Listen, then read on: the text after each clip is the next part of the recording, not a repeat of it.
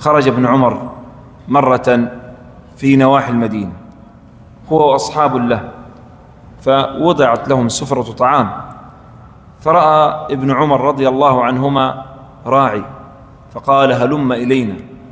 فقال الراعي: إني صائم. فقال ابن عمر: أفي هذا اليوم الصائف الحار وفي هذا الشعب؟ فقال: إني والله أبادر بالأيام الخالية. فزيادة العمر للمؤمن زيادة خير إذا استغل هذا العمر في طاعة الله، وكل يوم يعيش فيه المؤمن فهو غنيمة له.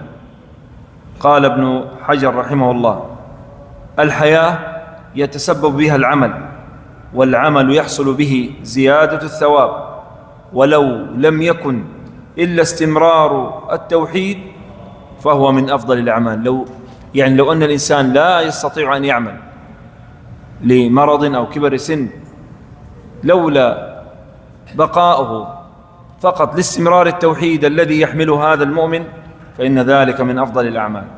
والنبي صلى الله عليه وسلم نهى أن يتمنى المؤمن الموت أو يطلبه قبل أن يأتيه، فقال صلى الله عليه وسلم: لا يتمنى أحدكم الموت ولا يدعو به قبل أن يأتيه، إنه إذا مات أحدكم انقطع عمله، وإنه لا يزيد المؤمن عمره إلا خيرا.